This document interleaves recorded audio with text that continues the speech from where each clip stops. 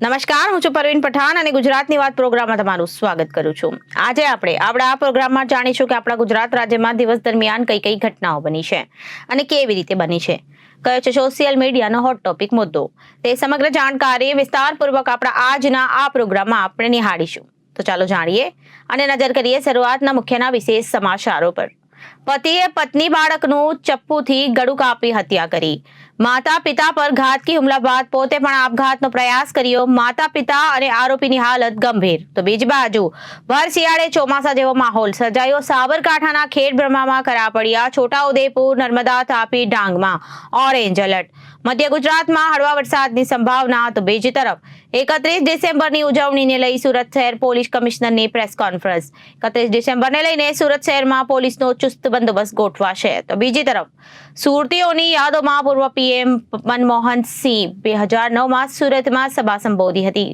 કહ્યું હતું, અમારી સરકાર ફરી બનવા જઈ રહી છે. છોટે મનમોહનને મળ્યા હતા. તો બીજી તરફ સુરેન્દ્રનગર જિલ્લામાં મધ્યાહન ભોજન યોજના મંડળ દ્વારા કલેક્ટરને લેખિતમાં રજૂઆત કરવામાં આવી. તો બીજી તરફ એનજીઓ પ્રથા નાબૂદ કરવા અને કેન્દ્રીય કિચન માટેની જમીન ફાળવવાની કાર્યવાહી સ્થગિત કરવાની માંગ સાથે પ્રમુખ લક્ષ્મણભાઈ ઉતેરિયા સહિતના લોકોએ આવેદનપત્ર પાઠવ્યું. તો બીજી તરફ સુરત પોલીસે 31st લઈને એક્શન મોડમાં આવી. ગુનેગારો સામે ગાળિયો કસ્યો અને છેલ્લા 3 વર્ષમાં પાસામાં ગયેલા ઈસમોને ઓળખ પરેડ કરવામાં આવી.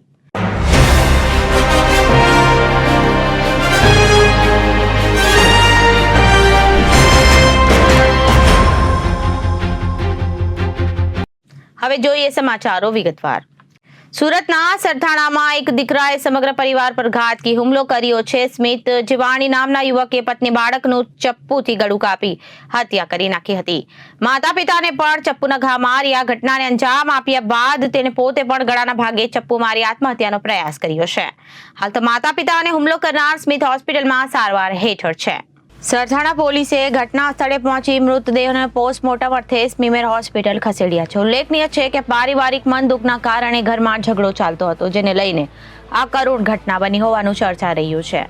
પરિવાર મૂળ અમરોલીના સાવનકુંડલાનો રહેવાસી હોવાનું સામે આવ્યું છે. ઘટનાના હાલ એક સીસીટીવી બહાર આવ્યા છે, જેમાં સ્મિતે પોતાના પરિવાર પર હુમલો કર્યો બાદ લોહીલુહાણ હાલતમાં માતા ઘરની બહાર આવી ગઈ હતી અને આજુબાજુના લોકોને જાણ કરી રહી હતી. ત્યારબાદ પિતા પણ ઘરની બહાર લોહીલુહાણ હાલતમાં ઊભો હોય તેવું સીસીટીવીમાં દેખાઈ રહ્યું છે. એસીપી વિપુલ પટેલે જણાવતા કહ્યું હતું, 27 ડિસેમ્બરે સવારે સરથાણા પોલીસ સ્ટેશન નજીક રાજન સ્વપ્ન સૃષ્ટિ બંગલો સોસાયટીમાં સૂર્યા ફ્લેટની અંદર 8મા માળે એક વ્યક્તિએ પોતાને તથા પોતાના પરિવારને ઈજા પહોંચાડી હોવાનો કોલ મળતા તાત્કાલિક સરથાણા પોલીસ સ્ટેશનનો સ્ટાફ ઘટના સ્થળે પહોંચ્યો હતો, જ્યાં તપાસ કરતા માલુમ પડ્યું કે ઘર નંબર 804માં રહેતા સ્મિત જીવાણીએ પિતા લાલુભાઈ અને માતા વિલાસબેન, પત્ની હિરલબેન અને પુત્ર ચાહત અને પોતાને પણ ઈજા પહોંચાડી હતી, જેમાં તેના પત્ની અને પુત્રનું મોત નીપજ્યું છે, જ્યારે તેના માતા પિતા અને પોતે હાલ હોસ્પિટલમાં સારવાર હેઠળ છે. આ અંગે તપાસ કરતા વિગત મળી કે હુમલો કરનાર કાકાનું થોડા દિવસ પહેલા આકસ્મિક રીતે મૃત્યુ થયું હતું, જેના પગલે રીતિરિવાજ મુજબ સ્મિત તેઓના ઘરે બેસવા ઉઠવા જતો હતો. ત્યારે તેમના કાકાના કૌટુંબિકજનો અંદર કંઈક મનદુખના કારણે તેઓએ સ્મિત અને તેના પરિવારને અમારા ઘરે આવવું નહીં અને અમારા કોઈ સંબંધ નથી તેમ જણાવ્યું હતું. તેનું લાગી આવતા સ્મિતે આ બનાવનું કરુણ અંજામ આપ્યું હોવાનું જણાવ્યું હતું. સ્મિતની હાલત વધુ ગંભીર હોવાથી તેને અલગ હોસ્પિટલમાં રિફર કરવામાં આવ્યો છે. સ્મિતના મિત્ર મોહિત ધોડિયાએ જણાવ્યું, અમને સવારે ફોન આવ્યો કે સ્મિતે ઘરે પરિવારને કોઈને ચપ્પુના ઘા મારી દીધા છે. જ્યારે અમે ત્યાં પહોંચ્યા ત્યારે ખબર પડી કે સ્મિતે જ આવું કર્યું છે.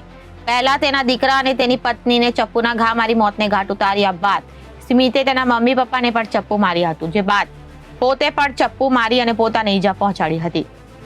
તેમના સગા સંબંધી પરિવારમાં કંઈક અણબનાવ થયો ન હતો. મારા ભાઈ સાથે સ્મિતે કાલે રાત્રે 11:30 વાગતા વોટ્સએપ પર ધંધા બાબતે વાતચીત કરી છેલ્લા ઓકે અને ગુડ નાઇટનો મેસેજ કરેલો છે. સરથાણા પોલીસ સ્ટેશન પાસે રાજન્સ સ્વપ્ન બિલ્ડિંગ છે, એની અંદર સૂર્યા અપાર્ટમેન્ટ છે.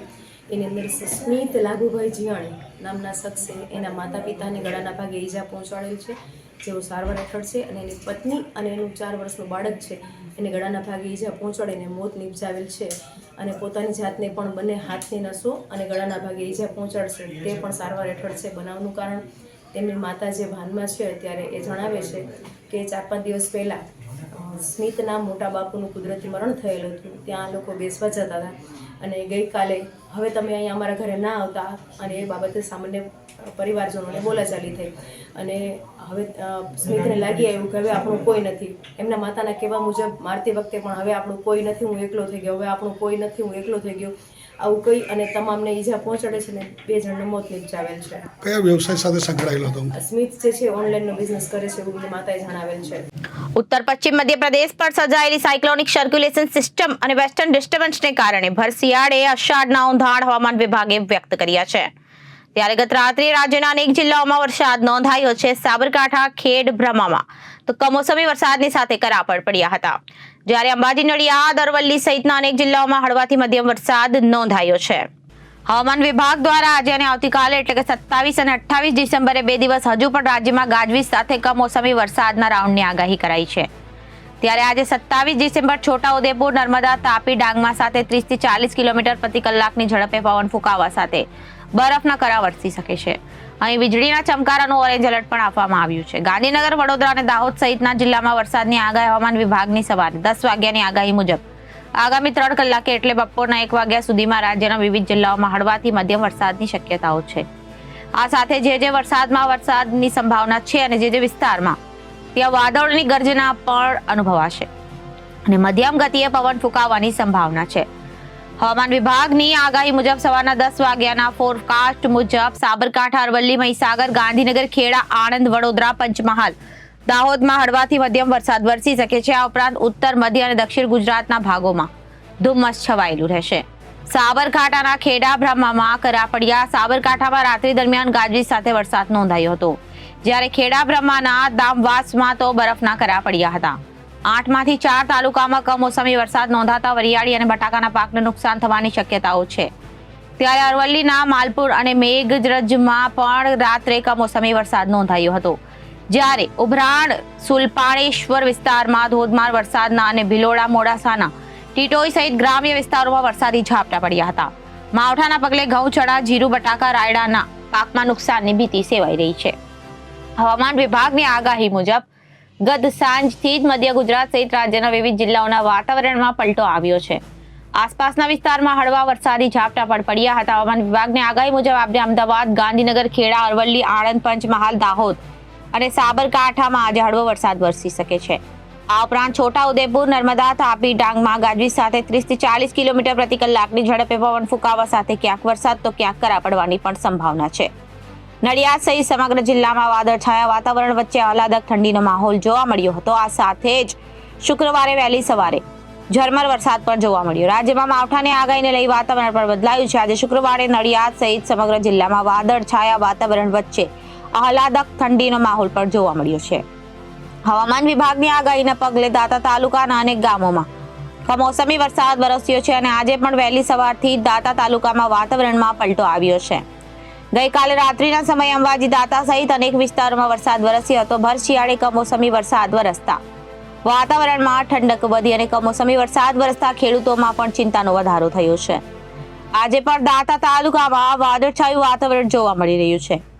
મહીસાગર જિલ્લામાં આજે હવામાન વિભાગ તેમજ હવામાન નિષ્ણાતો દ્વારા કરવામાં આવેલ આગાહી મુજબ વહેલી સવારથી કમોસમી વરસાદની શરૂઆત થઈ છે, જેમાં જિલ્લાના બાલાસિનોર શહેરમાં વરસાદી ઝાપટું પડી રહ્યું છે.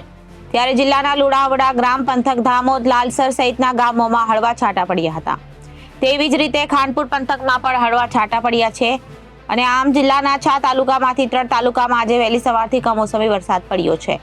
બનાસકાંઠા ઇકબાલગઢ પંથકમાં વહેલી સવારે કમોસમી વરસાદનું ઝાપટું પડતા ખેડૂતોમાં વરિયાળી, એરંડા, રાયડા અને બટાટાના પાકને નુકસાનની ભીતિ સેવાઈ હતી.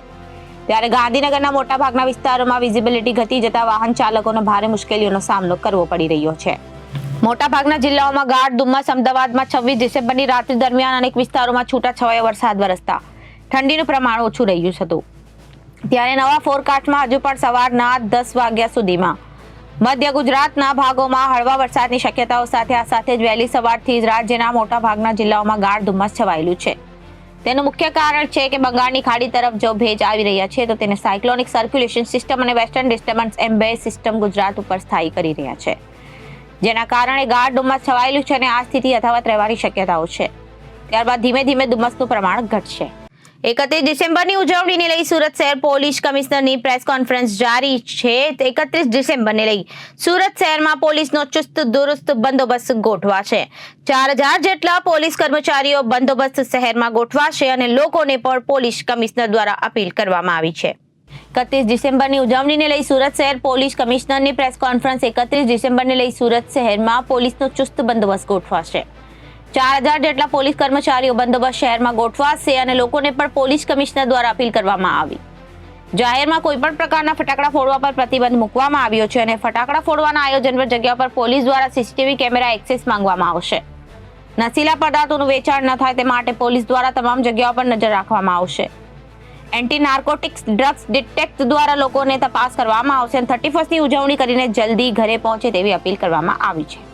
31 ડિસેમ્બરના રોજ આપણા 2024ના વર્ષ પૂર્ણ થઈ રહ્યા છે અને 2025ના આવકારવા માટે ઘણી મોટી સંખ્યામાં આપણા સુરતીજનો જો સેલિબ્રેટ કરતા હોય છે.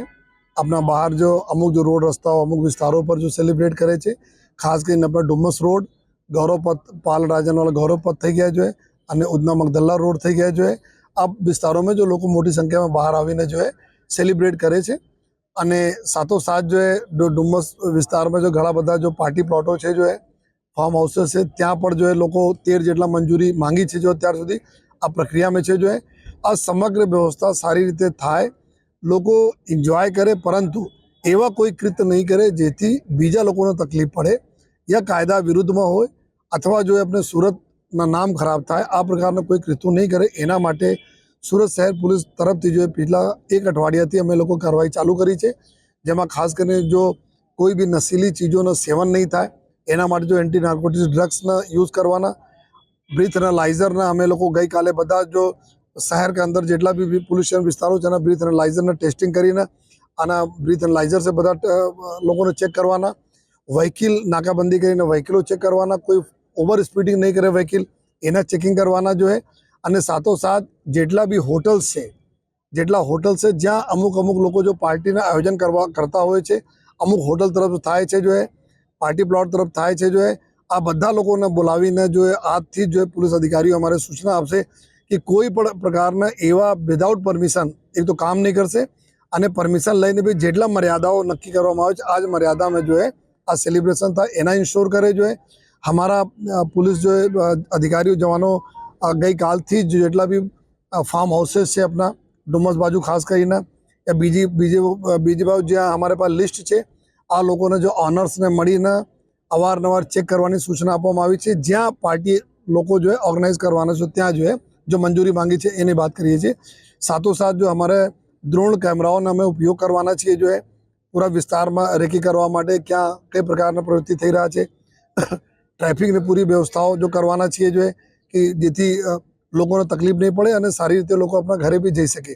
તો આ સમગ્ર વ્યવસ્થા અમે લોકો કરી છે જો એટલે જ છે. અગર કોઈ પણ પ્રકારના કોઈ એવા કૃત્ય કરશે જેથી બીજા લોકોને તકલીફ પડે તો એના વિરુદ્ધમાં કડક સે કડક કાર્યવાહી કરવા માટે જો અત્યારે અમે લોકો પ્રતિબદ્ધ છીએ અને આ પ્રકારના તમામ અધિકારીઓને સૂચના આપવામાં આવી છે અને આ બધા આપ જોઈ પણ શકો છો કે કોઈ પણ મળશે हम आपने સાથે બી શેર કરતા રહીશું કેટલા લોકો પીધેલા પકડાયા, કેટલા લોકો એક્શન થયા જો કેટલા ઓવર સ્પીડિંગ में ગયા, આ પ્રકારના તમામ ચીજો हम आप સાથે શેર પણ કરતા રહીશું.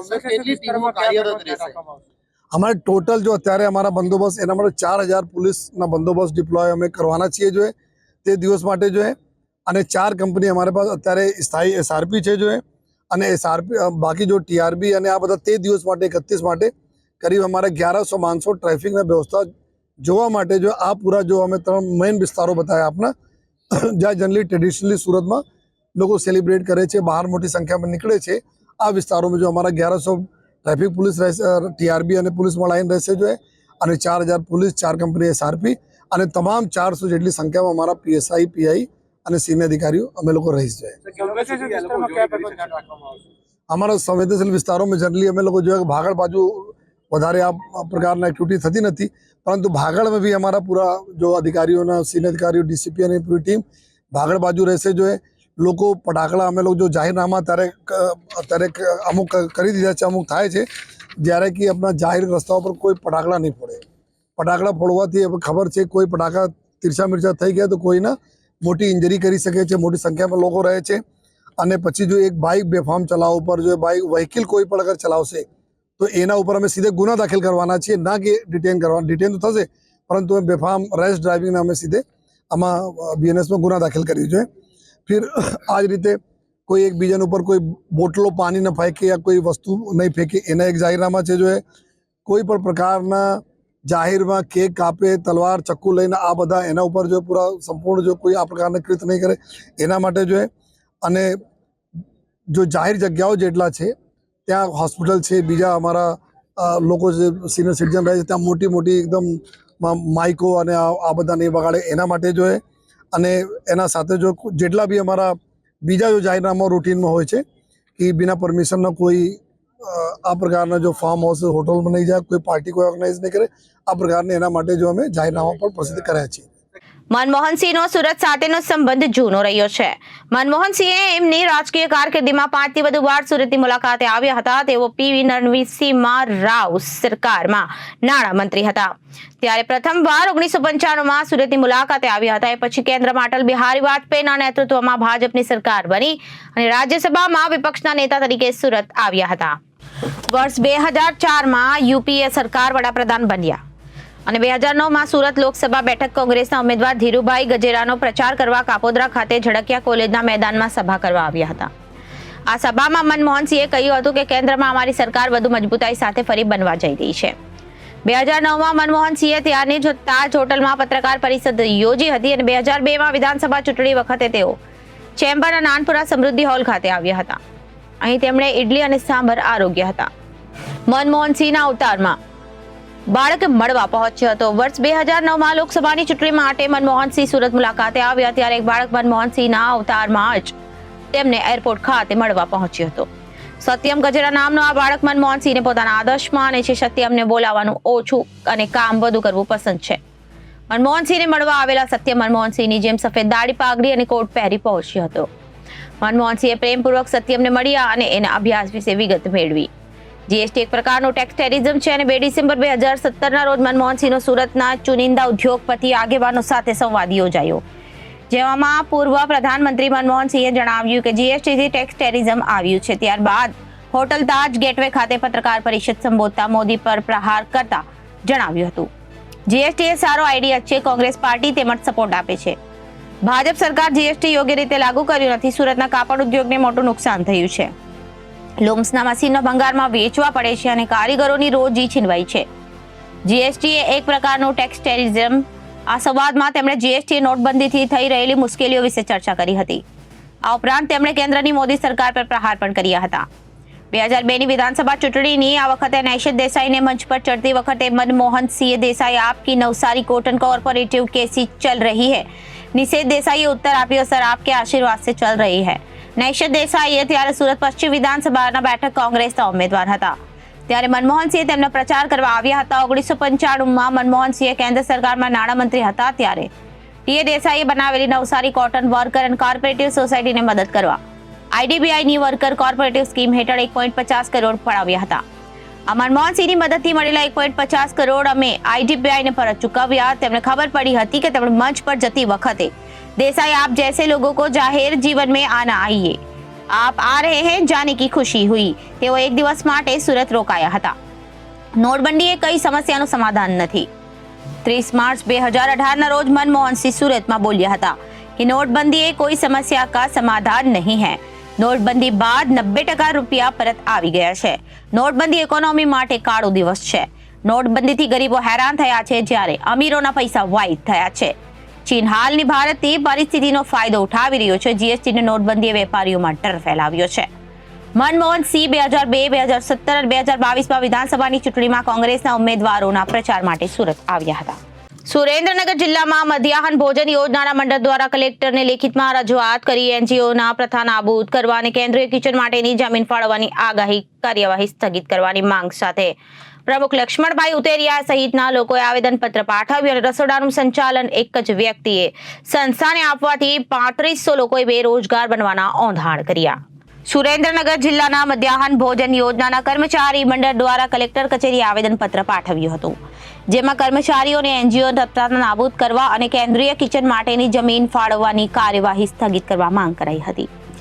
સુરેન્દ્રનગર જિલ્લા મધ્યાહન ભોજન કર્મચારી મંડળ પ્રમુખ લક્ષ્મણભાઈ ઉતેરિયા સહિતના કર્મચારીઓએ કલેક્ટર કચેરી સૂત્રોચ્ચાર સાથે આવેદનપત્ર પાઠવ્યું હતું, જેમાં જણાવ્યા મુજબ સરકારની 1980માં અમલમાં મૂકેલી મધ્યાહન ભોજન યોજનામાં માનદ વેતનથી દિવસ દરમિયાન 5 થી 6 કલાક ફરજ બજાવી રહ્યા છીએ, જેમાં પ્રાથમિક શાળામાં ભણતા 1 થી 8 ધોરણના બાળકોને ગરમ અને રાંધેલા ખોરાક બનાવી બાળકોને રસોઈ તથા નાસ્તો પીરસવામાં આવે છે. દરેક શાળામાં સંચાલકો, રસોયા અને હેલ્પર એમ 3 પોસ્ટનું શાળા કક્ષાએ મધ્યાહન ભોજનનું મહેકમ નક્કી કરેલ છે. આ મહેકમ મુજબ મોટાભાગના કર્મચારીઓ વિધવા, ત્યક્તા મહિલાઓ, બેરોજગારો ફરજ બજાવે છે અને આ યોજના મોટાભાગના સંચાલકો, રસોઈયા અને મદદનીશ છેલ્લા 20 થી 25 વર્ષથી ફરજ બજાવે છે, જેને આ યોજનામાં પોતાનો સોનેરી સમય હોમી દીધો છે. આ યોજના થકી સંચાલક, રસોઈયા અને મદદનીશ ફક્ત જિલ્લાના 3000 થી 3500 કર્મચારી ફરજ બજાવે છે. હાલ સરકાર તરફથી પીએમ પોષણ યોજનામાં કેન્દ્રીય કિચન એટલે કે એક જ જગ્યાએ મોટું રસોડું બનાવી ત્યાંથી તમામ શાળામાં રસોઈ પહોંચાડવાની કામગીરી કાર્યરત કરવા, કાર્યવાહી કરવા કામગીરી થઈ રહી છે. જે અંગે જિલ્લામાં ચોટીલા તાલુકામાં કેન્દ્રીય રસોડા માટે જમીનની માંગણી કરવામાં આવી, જે અંગેની જાણ થતા અમે આપ સાહેબને આ જમીન ફાળવતા પહેલા અરજી કરીએ છીએ. આ જમીનની ફાળવણી ન કરવી અને ફાળવણી કરવાથી આ મોટું રસોડું બનાવી તે રસોડુંનું સંચાલન એક જ વ્યક્તિ એક સંસ્થાને આપી તેને ખુશ કરવા યોજનામાં જિલ્લામાં 3000 થી 3500 લોકો બેરોજગાર બની શકે છે. આ અંગે કરવામાં આવેલી તમામ કાર્યવાહી સ્થગિત કરવા માંગશે. આ અંગે શિક્ષણ વિભાગ મારફતે દરેક જિલ્લામાં અંગેની જમીન ફાળવણી અંગે કાર્યવાહી કરવામાં આવી છે. જ્યારે આ યોજનામાં નાના કર્મચારીઓ ખાતર અત્રેના જિલ્લામાં એનજીઓ પ્રથાની એન્ટ્રી ન થાય તેવી માંગ કરી છે. તેમ કરવામાં આવે તેમને ના છૂટકે ગાંધી ચિંધ્યા માર્ગે આગામી દિવસોમાં જલ્દ આંદોલન અને ઉપવાસ આંદોલન જરૂર પડે તો કોર્ટ સુધી જવાની ફરજની ચીમકી આપી હતી. રંબાબેન ચતુરભાઈ છે. હું કેન્દ્ર નંબર 21માં ફરજ બજાવું છું અને આ એનજીઓની જે રજૂઆત છે અને એમને લાવવાના છે એ બિલકુલ ખોટું છે. અમે કેટલા વર્ષથી નોકરી કરીએ છીએ સાહેબ, આની અંદર જ અમારું આખું ગુજરાન ચાલે છે અને અમે એમ કહીએ છીએ કે આ એનજીઓ નાબૂદ કરે અને જે ચાલે છે એ રીતે સરકાર અમને અમારો હક આપે. અને અત્યારે 500 રૂપિયામાં નોકરી કરતા હતા ત્યારથી અમે ચાલુ જ હતા અને અત્યારે માંડ પગાર વધારાની ને જોગવાઈ કરી છે, ત્યારે સાહેબ એનજીઓ લાવવાની આ બધી રજૂઆત કરે છે એ બિલકુલ ખોટી છે અને અમે આનો વિરોધ ઉઠાવીએ છીએ. અને જો અમારો વિરોધ ન માને તો અમે આગળ દિલ્હી લેવલ સુધી જવાનું થશે તો બી અમે જઈશું અને ધરણા ઉપર ઉતરશું અને આની આ ઉપવાસ ઉપર ઉતરવું થાય કે ગમે તે કઈ થશે પણ અમે એનજીઓ ને નહીં લાવવા દઈએ એટલે નહીં જ લાવવા દઈએ. અને કેટલા કર્મચારીઓને સીધી અસર થશે? 37,000 કર્મચારીની અસર થાય છે અને એમાં મોટા ભાગની બધી વિધવા બહેનો છે અને ભારત સરકાર એમ કહે છે કે બહેનોને આગળ લાવવાની, તો આમાં તો બહેનો આગળ ક્યાંથી આવે? એમ ભારત સરકાર એમ કે બધી જ્યાં જઈએ ત્યાં બહેનો આગળ. આમાં બહેનો તો અમે તો આગળ ક્યાંથી આવીએ જ કેમ? તમે તમને હાવ બેહાડી જ દેવાની વાત કરો છો. તો આના વિધવા બહેનોને તમે આવી રીતે કરશો તો અમે અમારા છોકરાઓ ભણાવીશું કઈ રીતે અમારું ભરણ પોષણ કરશું? અને સાહેબ અમારી વાત ધ્યાનમાં રાખો તો બહુ સારી વાત છે, નહીતર પછી આગળ જે કઈ કાર્યવાહી કરવાની થશે અમે ક્યાંય પાછા પડીશું નહીં. 1984 થી ગુજરાત રાજ્યની અંદર મધ્યાહન ભોજન યોજના ચાલે છે. તેમાં સ્થાનિક કક્ષાએ સંચાલક, રસોઈયા અને મદદનીશ છેલ્લા કોઈ 25 વર્ષથી, કોઈ 30 વર્ષથી, કોઈ 33 વર્ષથી માત્ર 200-500 રૂપિયામાં ફરજ બજાવે છે. હાલ માંડ સારા દિવસો આવ્યા છે ત્યાં સરકારે ગુજરાત રાજ્યના 11 જિલ્લાઓમાં ખાનગી કેન્દ્રીય રસોડા બનાવવા માટે જગ્યાની ફાળવણી માટે લેટર કર્યા છે. તે આજરોજ અમારી ધ્યાન ઉપર આવતા અમો સુરેન્દ્રનગર જિલ્લાના તમામ સંચાલકો સુરેન્દ્રનગર કલેક્ટર સાહેબને આ એનજીઓકરણ અને ખાનગીકરણ બંધ કરવા માટે આવેદન આપી અને એની રજૂઆત કરવા માટે આવ્યા છે. હાલ સુરેન્દ્રનગર જિલ્લાના 3700 સંચાલક, રસોઈયા અને મદદનીશની રોજીરોટીનો સવાલ છે. સંચાલક, રસોઈયા, મદદનીશ સ્થાનિક કચેરીઓને પણ ઘણા બધા ઉપયોગી છે. જેમ કે શિક્ષણ બાબતે કોઈ કામગીરી હોય, કેવાયસીની કામગીરી હોય, આધાર કાર્ડની કામગીરી હોય, ચૂંટણી લક્ષી કોઈ કામગીરી હોય, તો તેમાં તમામ પ્રકારની સરકારી કામગીરીમાં સ્થાનિક કક્ષાએ સંચાલક ઉપયોગી છે. તો હાલ આ સરકાર દ્વારા જે ખાનગીકરણનું હથિયાર ઉગામવામાં આવ્યું છે તેનો અમે સખત વિરોધ કરીએ છીએ અને આગામી સમયમાં જો આ અમારી રજૂઆત ધ્યાને નહીં લેવામાં આવે તો ઉગ્રમાં ઉગ્ર રજૂઆત કરશું અને અન્ય બીજી સંસ્થાઓને અમારી સાથે જોડી અને કલેક્ટર કક્ષાએ પ્રતિક ધરણા અને ઉપવાસનો કાર્યક્રમ આપશું. સુરત પોલીસે 31st ને લઈ એક્શન મોડમાં આવી છે. ગુનેગારો સામે ગાડીઓ કસવા છેલ્લા 3 વર્ષમાં પાસામાં ગયેલા ઈસમોને ઓળખ પરેડ કરવામાં આવી છે. સુરત પોલીસ કમિશનર અધ્યક્ષતામાં ઓળખ પરેડ શહેરમાંથી 500 થી વધુ ઈસમોને 21 સાથે પોલીસ પરેડ ગ્રાઉન્ડમાં ભેગા કર્યા છે. સુરત પોલીસ 31st ને લઈ એક્શન મોડમાં આવી ગઈ છે. ગુનેગારો સામે ગાડીઓ કસ્યો છે. છેલ્લા 3 વર્ષમાં પાસામાં ગયેલા ઈસમોને ઓળખ પરેડ કરવામાં આવી છે. સુરત પોલીસ કમિશનર અધ્યક્ષમાં ઓળખ પરેડ શહેરમાંથી 500 થી વધુ ઈસમોને એકી સાથે પોલીસ પરેડ ગ્રાઉન્ડમાં ભેગા કર્યા. અલગ અલગ પોલીસ સ્ટેશનમાંથી ઈસમોને પોલીસ પરેડ ગ્રાઉન્ડમાં બોલાવ્યા. અલગ અલગ ગુનામાં પાસામાં મોકલ્યા હતા. ઈસમોને ફરી શહેરમાં ગુનાને અંજામ આપવામાં ન આવે તે માટે પોલીસ દ્વારા ઓળખ પરેડ કરી કડક સૂચના આપવામાં આવી હતી. વારંવાર ગુનાને અંજામ આપનાર ઈસમોને સામે પોલીસ કાર્યવાહી કરશે. અત્યારે માનનીય ડીજી સાહેબ તરફથી જો એક જેટલા બી ગુનેગારો છે જો વારંવાર જો પાસામાં જાય છે એના એક સુધારવાની તક આપવા માટે અને સાથોસાથ જો કે આ બધાને સમજ પાડવા માટે કોઈ આ બધા જેટલા પ્રકારના ક્રાઇમો છે જેમાં મારામારી હોય કે ચેન સ્નેચિંગ હોય, મોબાઈલ સ્નેચિંગ હોય, વ્હીકલ ચોરી હોય, ઘરફોડ ચોરી હોય, વ્યાજખોરી હોય, સાયબર ક્રાઇમ હોય, આપણા દીકરીઓને અને બહેનોને છેડતીના પ્રશ્નો હોય જો તો આ પ્રકારના તમામ જો ગુના કરવાવાળા જેટલા લોકો પાસામાં ગયેલા છે જો એના ભેગા કરીને આજે એક વોર્નિંગ આપવામાં આવી છે જો અને ખાસ કરીને કે એના સુધરી જાય અને બીજા તમામ અમારા જો પોલીસ સ્ટેશનના અધિકારીઓ અને માણસો છે એના ઓળખી પણ લે જો તો આ પ્રકારને એક પોલીસ હેડક્વાર્ટર ખાતે આજે બધાને સૂચના આપવામાં આવી જોઈએ અને ઉમ્મીદ રાખીએ છીએ કે આ લોકો ઉપર અમારે મેન્ટર પ્રથા બી હોય છે કે પોલીસવાળા બધા ઉપર વોચ પણ રાખે છે. સાથોસાથ એના આજે સૂચના આપવામાં કોઈ પણ પ્રકારના કૃત્ય નહીં કરશે તો એના વિરુદ્ધમાં જો કાયદાકીય કડક કાર્યવાહી કરવામાં આવશે. અને નયા જો અમારા ભારતીય ન્યાય સંહિતા છે એમાં બી ઘણા બધા કલમોને એવી જોગવાઈ છે કે આ જોગવાઈ પ્રમાણે જો વારંવાર હેબિચ્યુઅલ જો ગુના કરતા હોય તો એના ઉપર જો સ્ટ્રિન્જન્ટ પ્રોવિઝનવાળા ગુનાઓ છે તો એના બી અમે લોકો જો દાખલ કરીશ. તો આજે બધાને સમજ આપવામાં આવી અને ઉમ્મીદ રાખીએ છીએ કે આ લોકો જો ગુનાહિત પ્રવૃત્તિઓ છે જો પબ્લિકને આપણા રંજાડે છે એનાથી બધા લોકો દૂર રહેશે જો આ આશયથી આજે બધા લોકોને 519 જેટલા જો પાસાના આરોપીઓ છે જેના અહીંયા જો ભેગા કરવામાં આવેલા છે. સાહેબ કેટલા પોલીસ સ્ટેશનોમાંથી આવ્યા છે? અમારા તમામ પોલીસ સ્ટેશન જેટલા 33 અમારા જ્યુરિસ્ડિક્શનલ પોલીસ સ્ટેશન છે આ તમામ પોલીસ સ્ટેશનોમાંથી આવ્યા છે, લઈ આવ્યા છે અધિકારીઓ. અને સાથોસાથ એના સિવાય બી અમે લોકો બીજા બી કાર્યક્રમ જો અમારા મારામારીના ગુનાના ભોગ બનનારો છે એના પણ અમે લોકો અત્યારે બધા કોન્ટેક્ટ કરીએ છીએ કે એના કોઈ કોર્ટમાં જ્યારે ન્યાયિક પ્રક્રિયા ચાલી રહી છે તો એના કોઈ ધમકાવતા હોય, કોઈ સમાધાન કરવા માટે કરતા હોય યા જ્યાં રહે છે અવારનવાર એના કોઈ ધમકાવે કે મારે વિરુદ્ધ કેમ ગુનો દાખલ કરે આ લોકોને બી અમે મળવાના છીએ, ફરિયાદીઓને બી અને આરોપીઓને બી એક તક આપીએ છીએ. નહીં તો એના ઉપર તાત્કાલિક અમે લોકો કાર્યવાહી બી કરવા જઈ રહ્યા છીએ.